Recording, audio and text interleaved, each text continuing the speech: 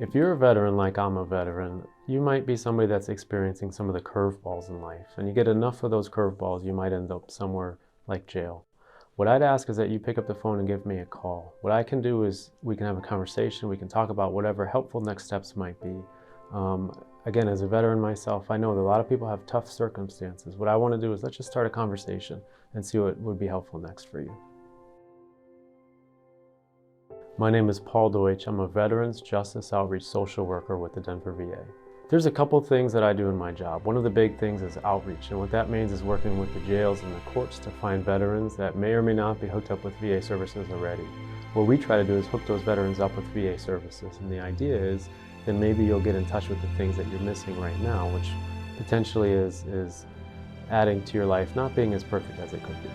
So we've had some veterans in veteran treatment court that had not ever entered into substance use treatment. And with a little bit of encouragement, with a little bit of support, they were ready to take the first steps. And what that means is talking with somebody new, it means trying a new program.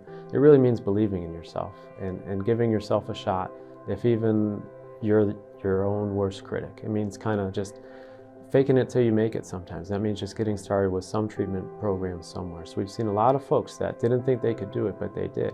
And that was because they took a leap of faith, they trusted themselves, they trusted the people around them, and they got to a better place.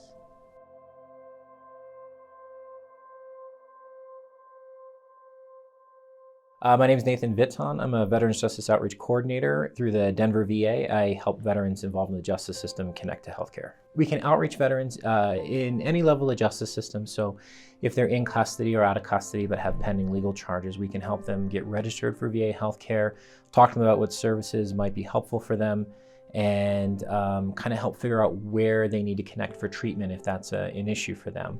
Sometimes that treatment can contribute to helping their justice issues.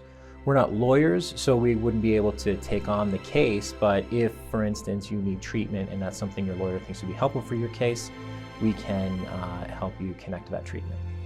You know, at the extreme end, the VA does offer residential treatment programs. We have some spectacular programs for substance use and PTSD, and really special, we have some programs that do both at the same time. Sometimes veterans have suffered from trauma and addiction and found that they couldn't get the trauma care because they were busy dealing with the addiction care.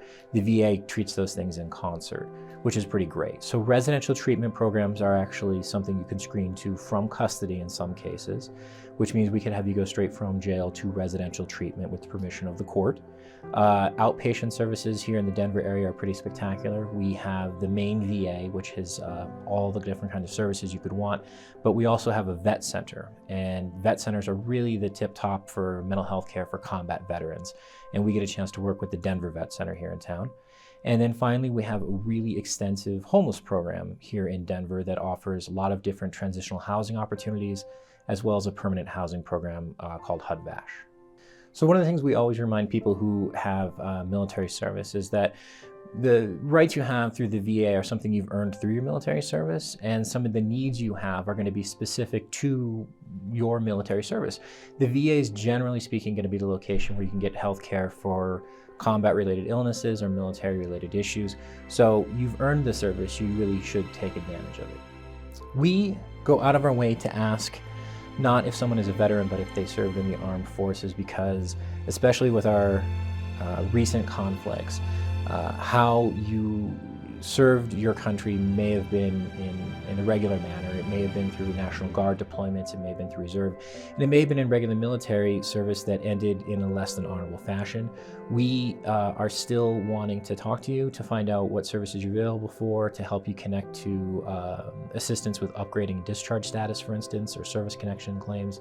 Also, very often, veterans don't really know what their discharge status is. A lot of people leave the military thinking their discharge status is one thing, not realizing that they might have got an automatic upgrade after 6 months, or that they just weren't told the right information. So any opportunity we have to talk to a veteran and help them figure out what the truth is on their discharge status and what they can do about it, we still want that opportunity to talk to the veteran and connect them to the right resources. Especially for some folks who were discharged for things like violation of Don't Ask, Don't Tell. There have been significant changes in the law. And at the Volunteers of America on Santa Fe that you mentioned, there's actually an outlet for the DU Legal Advocacy Group, and they specialize in in helping upgrades in discharge status for certain kinds of bad conduct or misunderstanding discharges.